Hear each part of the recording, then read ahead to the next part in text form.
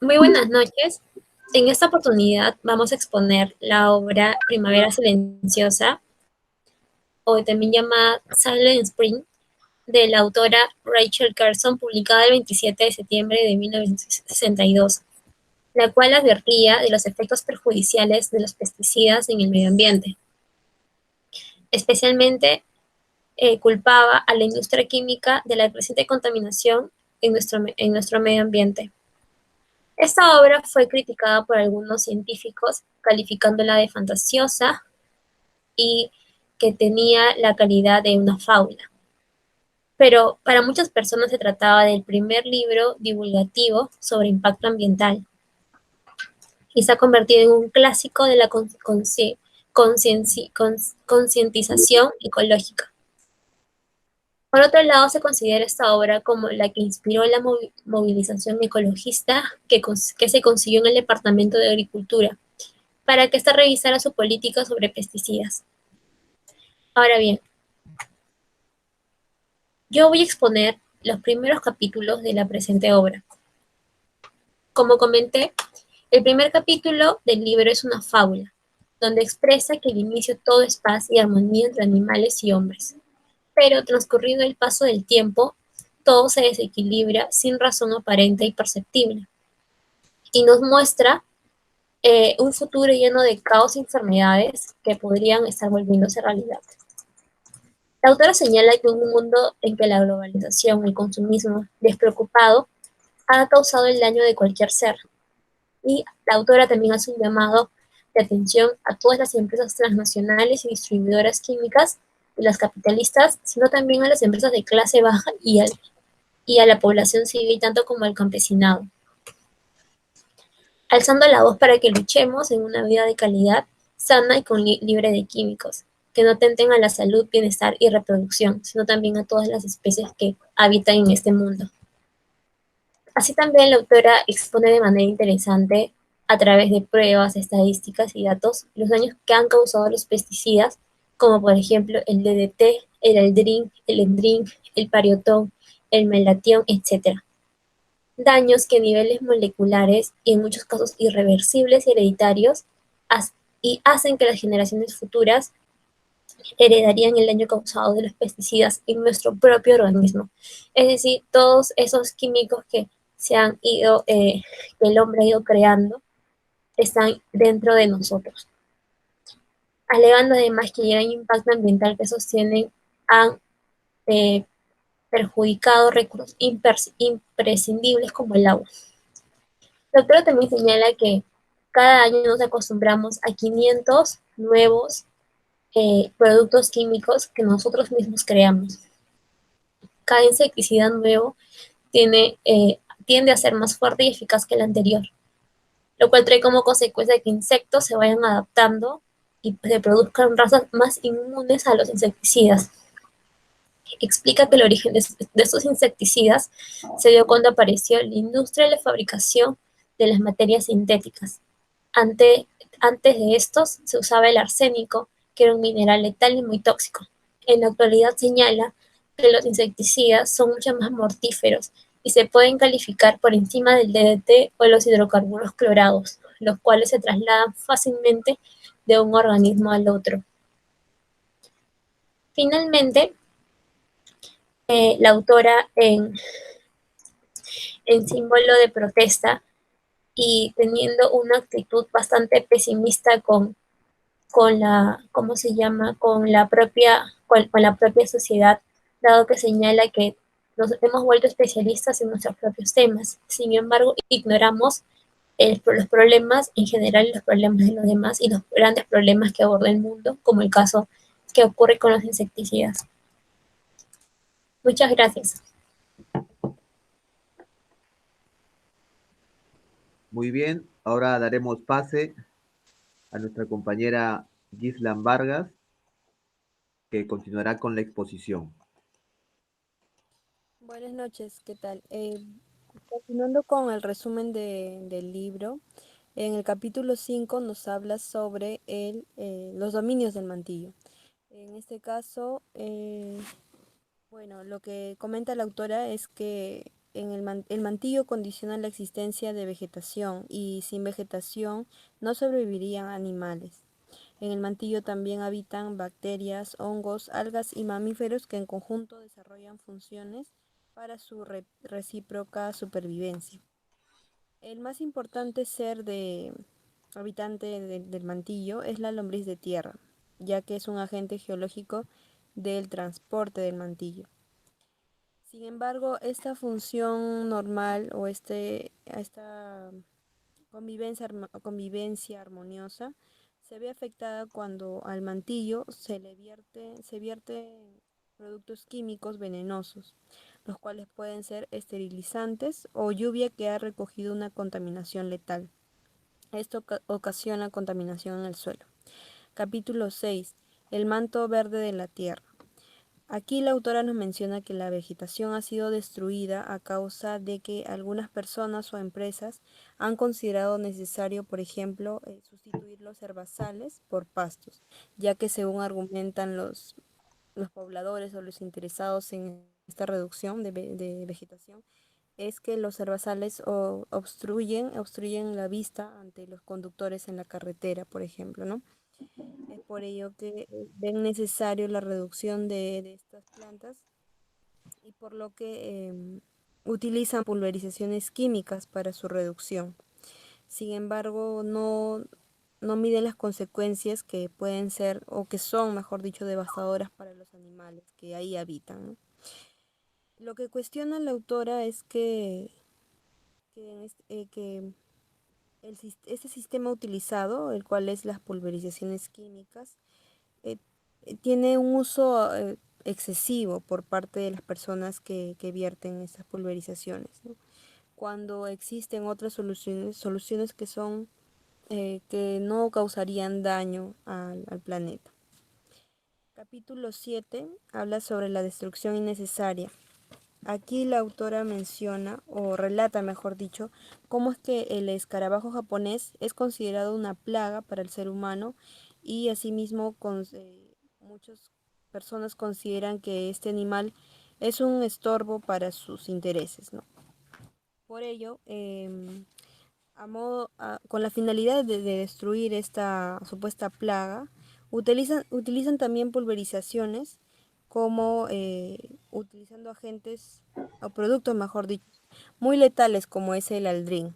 Sin embargo, esta utilización del aldrin se debe a que es mucho más económico que otros productos y por ello no miden los daños que puede causar a los animales de la región norteamericana que pone como ejemplo la autora. Capítulo 8 habla sobre ningún pájaro canta. En este capítulo la autora narra que los cánticos de los pájaros en primavera, especialmente el del petirrojo, ha sido apagado debido a la desaparición y muerte de las mismas.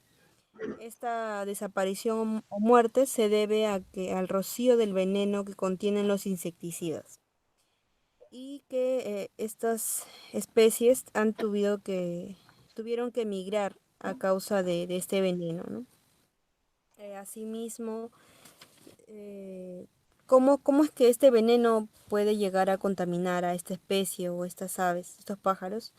Es esto debido a que estos químicos son rociados en el aire y caen al suelo. Al caer al suelo, las lombrices de tierra se contaminan de ello y el petirrojo se alimenta de la lombriz de tierra. Por eso es que la autora cuestiona esta extinción o esta posible extinción de esta especie, ¿no? Asimismo, explica que varios expertos trataron de sobrepoblar estos lugares, pero no tuvieron buenos resultados. Gracias. Muy bien, continuando con nuestra exposición, sigue nuestra compañera Rosalinda Sánchez.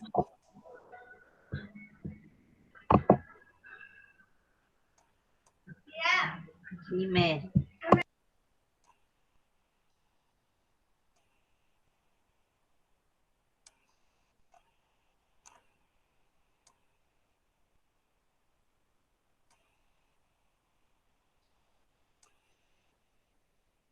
Muy bien, continúa nuestra compañera Rosalinda Sánchez.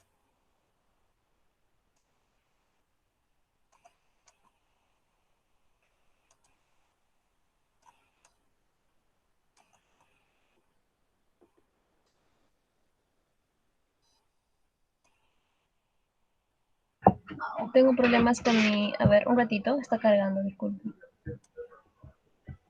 Ah,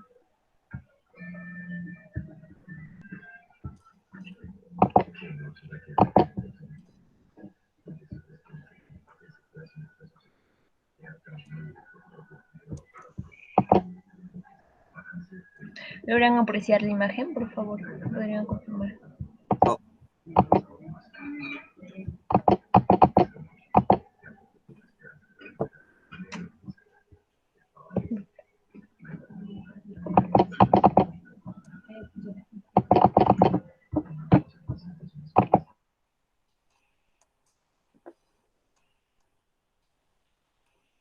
muy bien. Continuando con la exposición, voy a hablarles ahora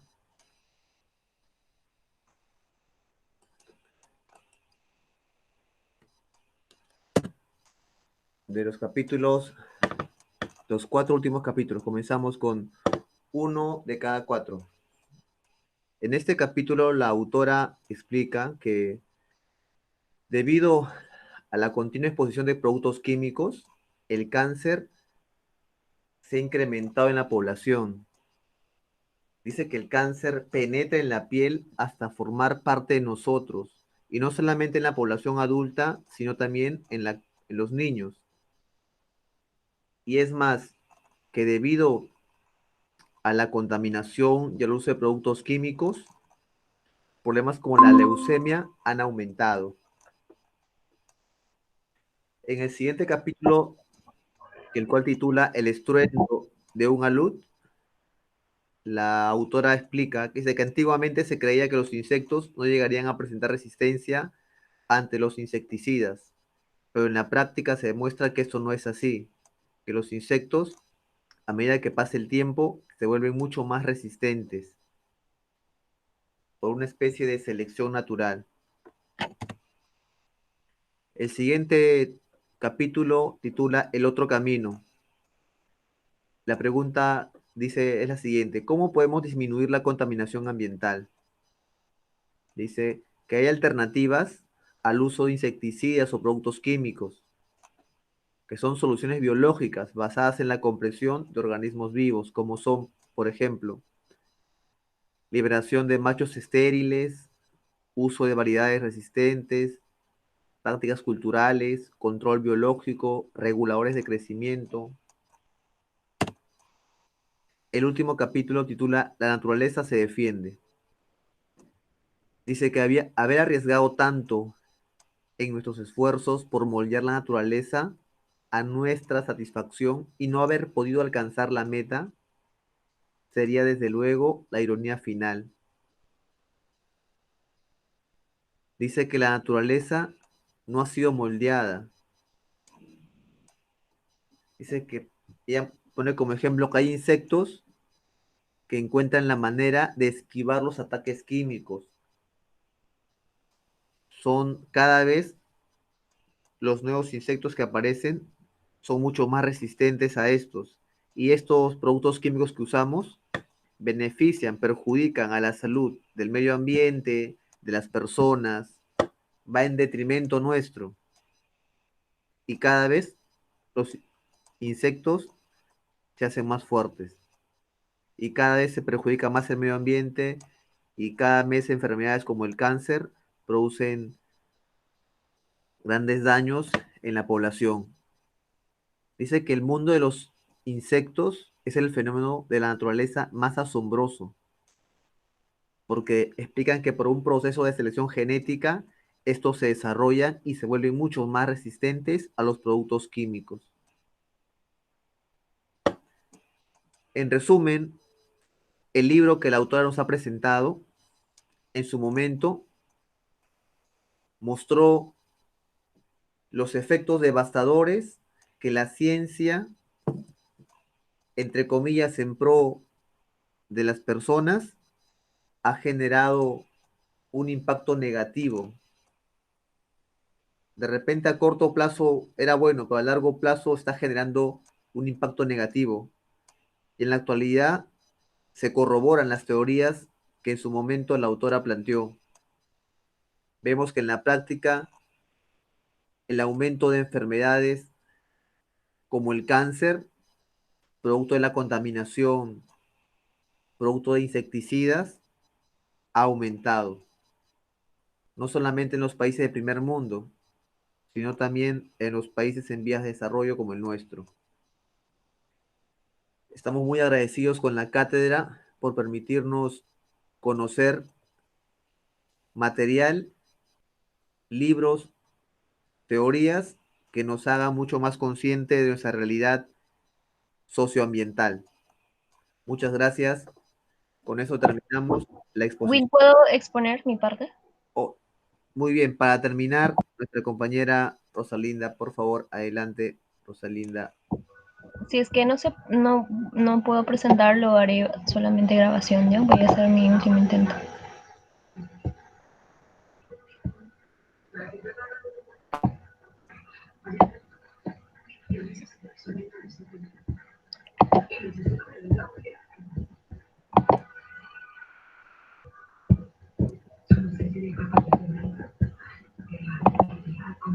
¿Se logra apreciar la pantalla? Sí, está cargando, Rosalinda. Ahora sí. Ya. Bueno, uno de los capítulos también muy importantes dentro del libro es los capítulos que menciona sobre hechos que acontecieron sobre los diferentes ecosistemas que coexisten, por ejemplo, en la naturaleza. Al principio, la autora menciona, a ver, bueno, voy a estar cargando. La autora menciona un grave impacto a los insecticidas. Y sabemos de que las plagas en su momento tienen, pues, un problema gravitante, que es el tema de las grandes plantaciones que se pierden, pues, con el impacto que generan estas. Entonces, sabemos de que estos plaguicidas como el DDT, como mencionó la compañera, como el DRIN y otras muchas más, son potentes, pero puede mitigarse si es que hay una dosificación correcta. Y la autora mencionaba que incluso, aunque se diera la dosificación correcta, no podríamos escapar de los impactos que son acumulativos que podrían acarrear a las personas y también a los ecosistemas que la rodean. Entonces, por un lado, sabemos de que estos insecticidas mortales dentro del ciclo de la naturaleza afectan no solamente a los peces, como podemos apreciar acá, porque estos mismos son súper sensibles a los hidrocarburos perclóricos. Entonces, asimismo también menciona de que así como las especies son los más afectados debido a que estas están colindantes a las diferentes plantaciones, sea en forma de ríos, sea en forma de lagos, también podemos ver que hay otras especies y que no podemos olvidar de ellas. Aparte de la diversidad por ejemplo, de peces, dentro de ellas, pues, como todo forma un ciclo natural y también un ciclo vital, pues estas especies también sirven dentro de la cadena alimenticia a otras muchas más, como por ejemplo salmones o otras especies mucho más grandes. Entonces, en ese momento tenemos que estar dentro del contexto. Se imponía pues intereses en la que la autora hacía énfasis. Por ejemplo, los intereses de los pescadores, los intereses también de los comerciantes y también los intereses de los mismos turistas o de la pesca recreacional. Entonces, la autora hace mención de que, pues, al verse afectado las especies y las diversidad de estas especies, pues también está afectando los intereses de las propias personas. Entonces, la autora hace énfasis o pone una mirada de esta manera al tema del impacto que generan pues estos insecticidas. Por otro lado, pues los efectos a los ecosistemas. Sabemos de que la manera indiscriminada en cómo se impactó a los grandes cultivos, pues eso fue latente también. Entonces, la autora menciona de que el ecosistema es un todo ecológico o hay una unidad de por medio que tenemos que cuidar y que este ciclo vital al final nos va a pasar facturas si es que nosotros lo vemos como algo infranatural o algo demasiado irrelevante. La autora, por el contrario, hace énfasis que hay una unidad ecológica y que por tanto esta misma debería estar muy resguardada y no debería dejarse de regulaciones, o mejor dicho, espacios o huecos jurídicos en los que estas empresas pudieran indiscriminadamente afectar no solamente a la salud pública, sino también a los ecosistemas. Finalmente, hace una alusión a la hormiga roja, que es un caso súper súper mediático en su momento para, por ejemplo, el programa de agricultura en esos momentos. Pero la autora menciona que la hormiga roja no era tan impactante como ellos hacían creer, ya que la autora hace mención de que había ciertos intereses que esta misma el sector de agricultura favorecía a las empresas y para ello tenía que hacer ver que pues estas hormigas rojas eran súper perjudiciales para que pudieran generar para que pudieran masificarse estos insecticidas.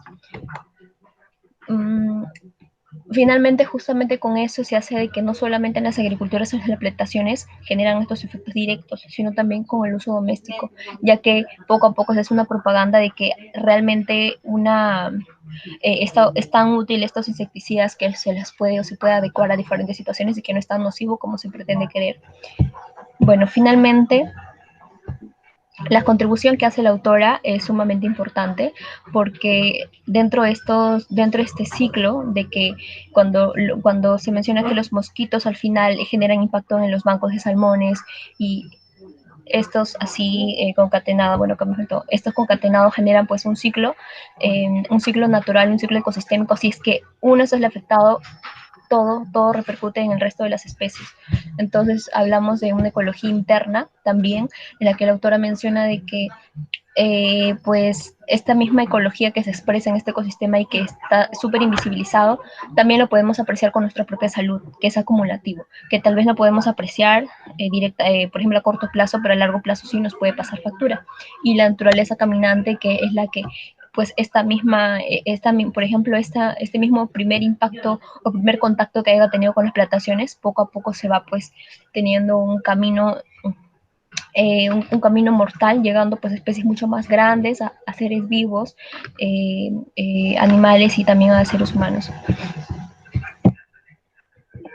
Y bueno, acá también es lo mismo y solamente culminar diciendo de que justamente el comentario que me amerita esta lectura es que de alguna u otra manera resalta estos problemas, esta desregulación que haya tenido pues en su momento, debido también a intereses económicos de por medio. Y también resaltar de que si bien esta lectura no es tan como, digamos, no tiene una postura tan ecocentrista, sino es que se pretendía pues a llegar hacia las personas mediante los propios intereses, por ejemplo, decirles que les iba a afectar a sus propios, por ejemplo, placeres de comer o a su propia recreación al momento de no ver peces. Eso fue como que es un tema en la que a mí me parece que todavía no se obtuvo ese ecocentrismo en su momento, pero que sí fue vital, porque de esa manera de mirar, pues sí llegó a impactar a las personas que realmente estaban afectadas, ¿no? Que en general es toda la humanidad, porque al final todos somos un solo ecosistema. Bueno, finalmente agradecer a mis compañeros y a mis compañeras por tener la oportunidad de ser parte pues del grupo y finalizo dejando de presentar. Y Will, te dejo la palabra. Bien, muchas gracias, Rosalinda. Con eso concluimos la exposición. Libro Primavera Silenciosa. Muchas gracias por